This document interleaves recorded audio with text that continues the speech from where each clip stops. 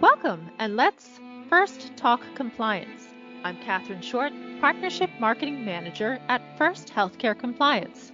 Thanks for tuning in. This show is brought to you by First Healthcare Compliance as part of our commitment to provide high-quality, complementary educational resources. We help create confidence among compliance professionals throughout the United States. Please show your support by taking a moment to provide a review on Google, Facebook, or iTunes. You can also follow us on Instagram, Twitter, and subscribe to our YouTube channel. Today, we are speaking with Warren Cook, President and Co-Founder of SymbianceHR. The topic of today's program is how workplace communication mitigates harassment.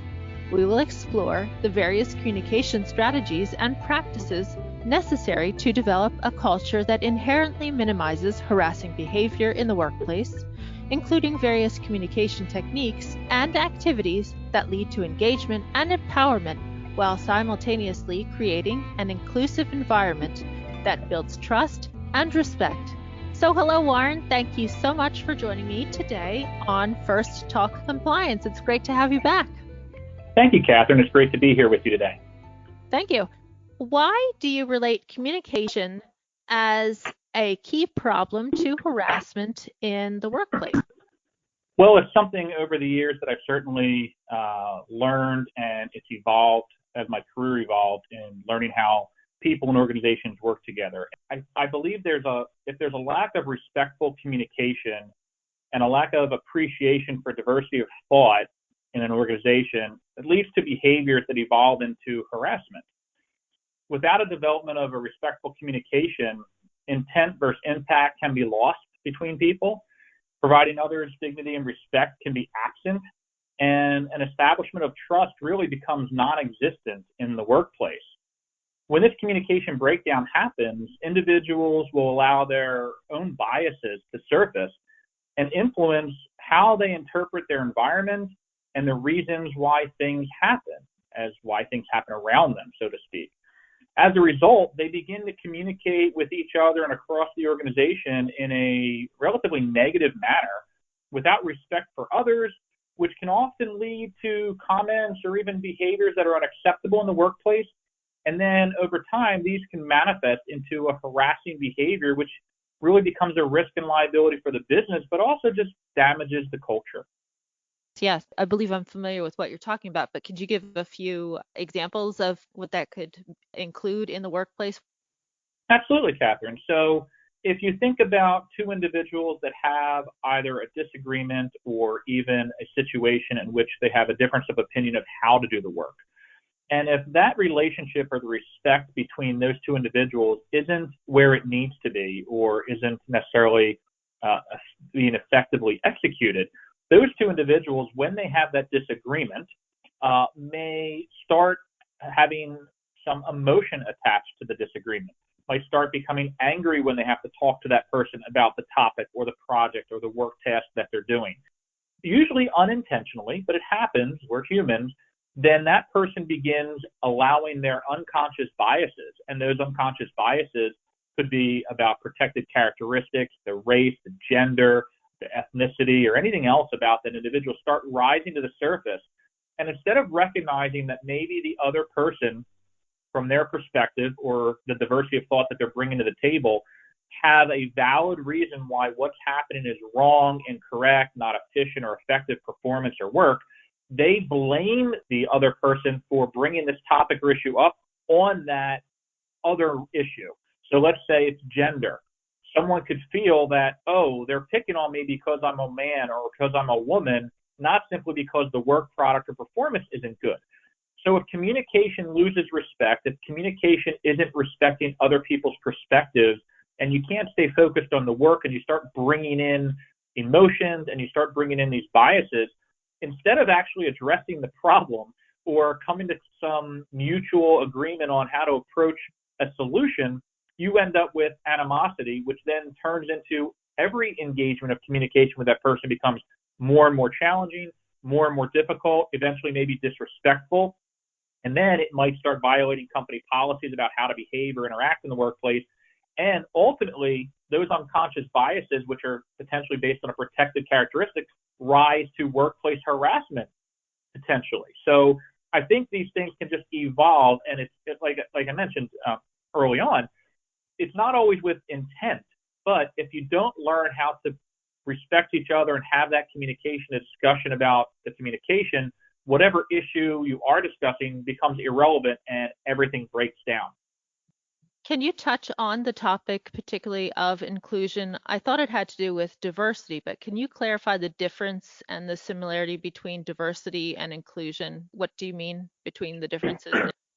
In the scope of this discussion, inclusion is often aligned with diversity, and it's well recognized in recent years as a two-part process of establishing a more effective workplace, especially communication, performance, productivity.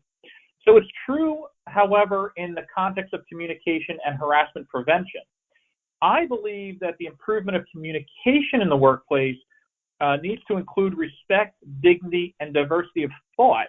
It requires people to be inclusive of other people's ideas and contributions. So rather than the concept of diversity relating to protected characteristics or the differences in people, I want to make sure that translates in this context into differences of ideas and the contributions people can bring to the table, and including those ideas and concepts. And to clarify this, in the context is that inclusion has really nothing to do with the protected characteristics such as gender, race, national origin, sexual orientation, all of that. Instead, in this context, the inclusion is based on encouraging communication and engagement across functional areas in a company, across departments, units, teams, all to raise the level of engagement across the entire workforce. Training on this type of inclusion really leads to civil and equitable treatment of all your employees, both outside the scope of diversity alone, but still addresses the ability to mitigate risk and liability that is the result of poor communication, poor engagement that rises to potentially harassment in the workplace. And a great example of this is thinking about just if you had a project where an engineering team, an accounting finance team, an HR team, an operational team are working on some problem. One simple way to view it as how do you make that an inclusive initiative to solve the problem, because really that's why everybody's there, to solve problems and produce the products and services of the business. Perhaps you identify stakeholders that historically you didn't. Maybe the operations team should have a representative from finance there. Maybe they should bring in an engineer. Maybe they should bring in someone from an HR group or somewhere else that simply might not have the technical proficiency in operations, but certainly are stakeholders or are involved in impacting or their dependency on the process, and bringing them in for their ideas is an inclusive approach. And if you can master doing that across the organization with all the various projects you have involved, not only are you being inclusive, but people feel more valued, they feel more engaged, and that breaks down these little problems that might arise that are unintentional. So if you have 90% of your interactions are extremely positive and inclusive, when you have those, and you will have those one-off unintentional hurt feelings or disrespectful situations, you can navigate through them because you revert back to your culture of inclusion and that there was no ill intent, and let's find mutual goal going forward. So there's definitely a difference there in the traditional thinking of diversity, but in this context, I really think inclusion touches the communication, which then mitigates the risk. Talking about communication, we know that communication is so important. How specifically could a healthcare facility or a business of any kind start to improve trust in the workplace?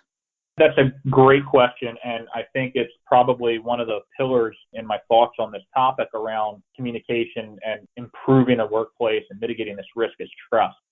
My advice to anybody listening to the show and for their organizations of any type, but specifically your audience, is start where you can apply some minor adjustments to have critical impact immediately. And with that, I'm not just throwing out a high, lofty comment and with nothing behind it. It's really about train your supervisors and train your people leaders on how to effectively engage their staff members during one-on-one meetings. right? This is a great starting point to adjust, tweak, or begin that behavioral shift for your culture. And these supervisors during these one-on-one meetings should ask their employees, what else could I be doing as your supervisor to help you be more successful in your role? Think about that. How often are managers and supervisors doing that? Especially supervisors who are newer or maybe have not had this type of mentoring or training or never have encouraged their employees to manage up. The question really requires the supervisor to listen to their response, to be genuine, right, Catherine? They got to be genuine and authentic in their desire to help the employees. And they have to be willing to make changes in how they work to achieve success both for the employee and themselves. So this training really positions the supervisor well. If they do this effectively with their employee, the engagement with the employee will immediately improve. It starts to build the trust that an employee can look at their supervisor and be willing to speak with them about anything because they will believe and know that the supervisor has their best interest at heart. And beyond building that trust, performance and productivity usually increases as well as employee morale because that employee sees they have an avenue and a channel to go to get help, to share problems, to share challenges, and that the supervisor's not going to just condone them and punish them for the behavior, but help them be successful. This approach can really produce a quick win when applying other strategies and practices to improve communication in the workplace. It will ultimately reduce your risk and liability related to harassment, especially any kind of quid pro quo harassment, because you're in a situation where if you're building that relationship with your supervisor or manager, it should never get to the stage of a this for that type of encounter of a sexual harassment type of environment or other type of harassing behaviors, because that trust and relationship is going to be a flag early on if there's a problem. So I really think if there's an immediate something that people can get off this radio show, go back in the office and have something that they could do today, it would be train their supervisors and people leaders on this strategy. So we have a particular challenge right now. Of course, we've been dealing with COVID-19. How can we accomplish improved communication while dealing with this COVID-19 and these challenges in an organization? Sure. And, absolutely, this is something that I thought a lot about in this topic and a lot of the clients we're working with today. Certainly, this is on top of mind. COVID-19's impacted all of us in so many different ways. But more specifically, it's impacted the workforce dramatically in some cases, changing just how we perform our work and how we are engaging the workforce and our employees. So for good or bad, there's now a reality of a remote virtual work situation that exists, right? And it's demanding greater ability for our people leaders and our employees to effectively communicate with their peers, with their staff, with the management and leadership team. If there were obstacles impeding effective communication prior to COVID-19's impact on your workforce and organization, this must become a high priority of correcting this communication problem, because as an organization, you'll have an even greater uphill battle to overcome not only the cultural shift, but also training and development of effective communicators across the workforce. So by that, if you didn't have good communication previously, and now you're in a virtual world, now you're on video conferencing, now you're on one-on-one Zoom calls, maybe you're having your weekly one-on-ones not in person but on the phone, and you weren't very good at communicating before, or you have managers and people leaders that weren't, it's only going to exacerbate the problem.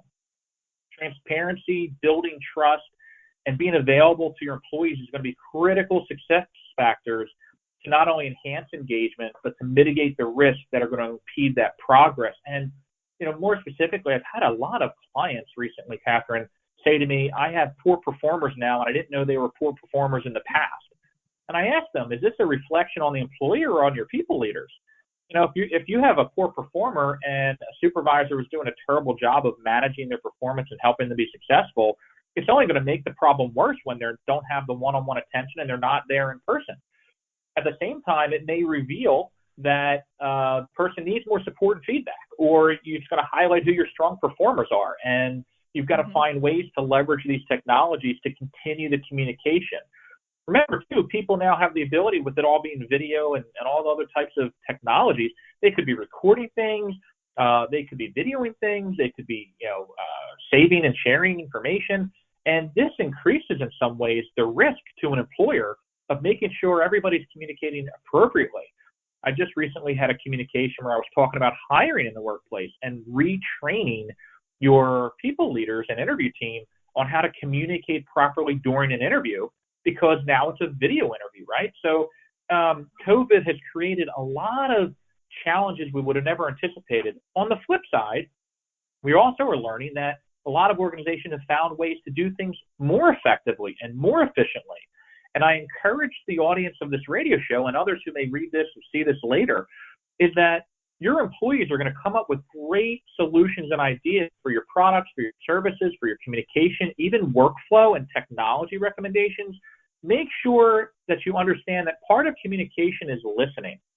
If you're not asking your employees for feedback, and if you're not asking them for their ideas and suggestions, you're missing out on a great opportunity to make them feel valued and cared for, and as part of the solution for the business. So I think it's a shame we're all going through this. While we're dealing with it, let's make sure we recognize where our gaps are and take proactive and strategic approach to fix these challenges so that we help everybody. Right. No, I think there's definitely pros and cons about the new workforce and way being. So those are all very good tips. If you're just tuning in, you're listening to First Talk Compliance, brought to you by First Healthcare Compliance as part of our commitment to provide high-quality, complementary educational resources. We help create confidence among compliance professionals throughout the United States. My guest today is Warren Cook, President and Co-Founder of SymbianceHR. The topic is how workplace communication mitigates harassment. Please show your support by taking a few minutes to provide a review of First Healthcare Compliance on Google or Facebook. You can also follow us on Instagram, Twitter, and subscribe to our YouTube channel. So Warren, you discussed triggers as a catalyst for harassment in the workplace. Can you elaborate on this and provide an example? I'll use as an example in the context of our topic today, accountability, or more specifically, just a lack thereof, and how that can trigger problems that lead to harassment. When employees and managers alike are not held to a common standard in accordance with the vision, the mission, and the goals of the organization, as well as the culture that's being promulgated, accountability will simply be inconsistent or non-existent, which is worse. When this is permeating throughout the workforce, individual employees may look for other reasons, right? Other reasons why people are not treated fairly, or more critically, fabricate in their own mind why they are being treated differently. The root cause may include a lack of training. It could be poor modeling of the expected and appropriate behaviors in the workplace, etc. But however, at the end of the day, Catherine, when someone believes they're not being treated fairly due to lack of or perceived targeted accountability, they ultimately begin to think of the why is that happening to them. And in many cases, this thinking leads to labeling, right? They label or create this, ultimately a discriminatory thinking.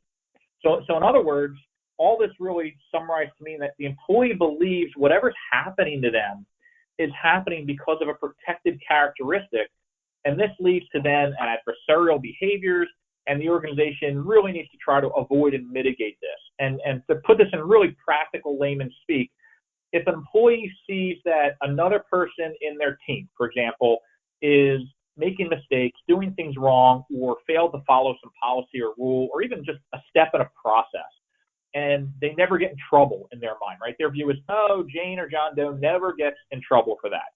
And then suddenly they're called into their boss's office and ridiculed, or get a poor performance review, or get criticism or some kind of corrective action for that same failure or task or activity that they didn't follow or do right. Without knowing the reasoning behind it, without being able to understand what's going on from the perspective of the other situation, all they know is what they see and observe. And at first they'll just say, oh, that person is being held accountable. And then they'll say, well, they're not being held accountable because of X. Well, maybe they're not being held accountable because of their age, because of their gender, because of their race, because of whatever. And those ideas and thoughts keep festering and festering in their head until they start then using that in their communication and using that in how they interact with that supervisor or others. If businesses don't do a good job of consistently holding people, in this example, accountable for their work performance and behaviors, that's one area that can certainly trigger or be a catalyst for harassment in the workplace. And again, effective communication, speaking to each other, making sure there's bilateral communication, up and downward communication, and transparency and trust, you can mitigate those things. Otherwise, what I just described happens every day in workplaces across the country, to the detriment of the people involved and to the detriment of the culture and the business themselves. You mentioned bias. I know that sometimes people have unconscious bias when presenting this topic. What can people do to avoid allowing this behavior to impact their communication with others? No, that's a great question, Catherine, and it's something that I deliver a lot of training on this because it's something that impacts all of us.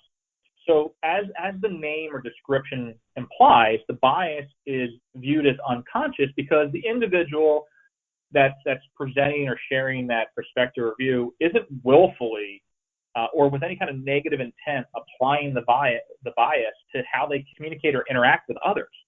Whether it's verbal communication, it could be written or nonverbal mannerisms, but whatever it is, they might not be doing it intentionally. So unconscious bias is something we all have from the life we've lived and all the external influences that have been imparted on us throughout our lives. These influences can be anything, really. I mean, it can be anything from your family members, your social interaction, your economic situation, your geographical situation, where you lived, how you grew up, the people you encountered, the jobs you've had, everything. And so these biases are often the most challenging to overcome because they contributed to who we actually are as an individual, right? It's who we are today and a culmination of our life. And so regardless of that, when communication breaks down or a pattern of challenging communication follows us in our career or our life, where you get similar feedback over and over, or you're told over and over that you behave this way, it does warrant for us to take a closer internal reflection and analysis of our behaviors and our communication.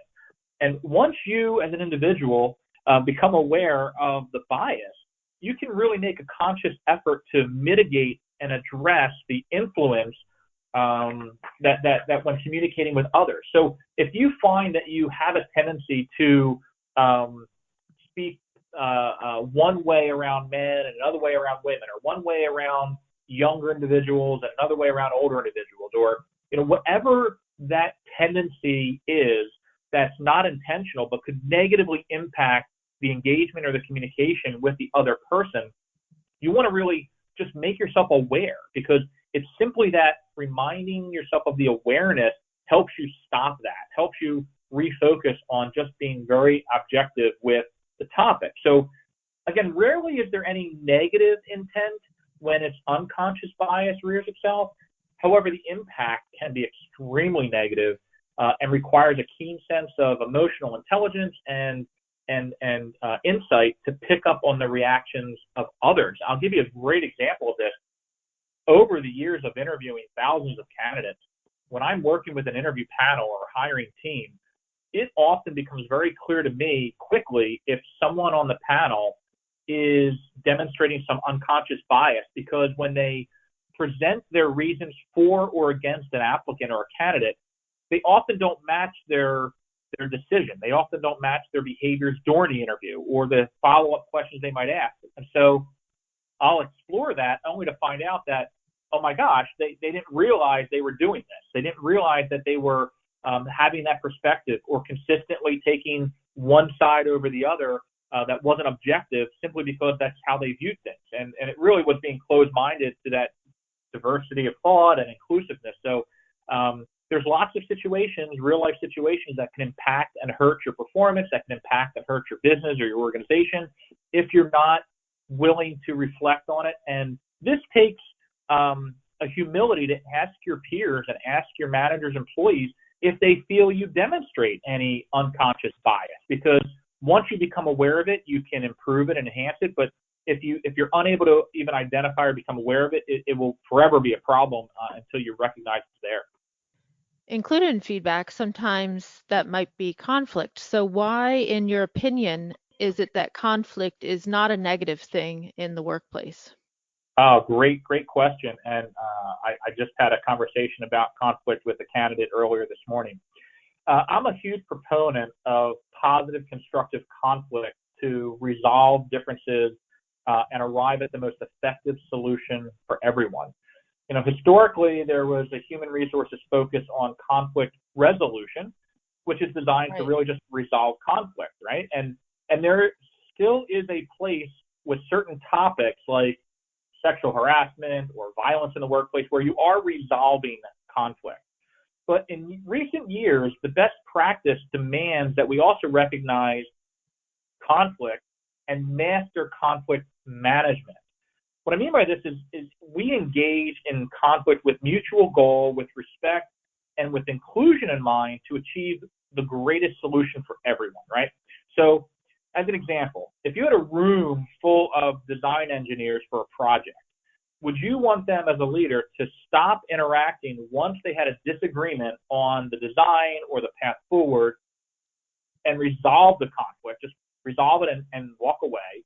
Or would you rather them engage one another, however, with respect, with dignity, professionally, so that they could hear each other's ideas, collaborate on the topic, and then arrive at the best solution for all, perhaps willing to try each other's ideas and suggestions even, until one of the solutions or one of the choices become the best design for them and for the business, right? So, I would hope the goal of any leadership team would be to encourage that trust, encourage that respect and inclusion and collaboration. And it only happens and it only works when it's modeled, when they're trained on it, when they're empowered to do it, and they all understand how to do it respectfully, professionally, with dignity to those around them. And it requires listening as well, but that's a great example, hopefully, for the audience of why it's not about just resolving conflict. It's about managing through it and helping everybody get to the same mutual goal.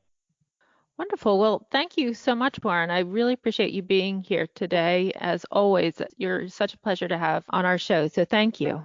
My pleasure. Thank you so much. Thank you. And thanks to our audience for tuning in, as always, to First Talk Compliance. We appreciate you as well. You can learn more about the show on the programs page on healthcarenowradio.com and lend your voice to the conversation on Twitter at FirstHCC or hashtag First Talk Compliance. You can also email me at catherineshort@firsthcc.com. I'm Catherine Short of First Healthcare Compliance. Remember, compliance is the key to achieving peace of mind.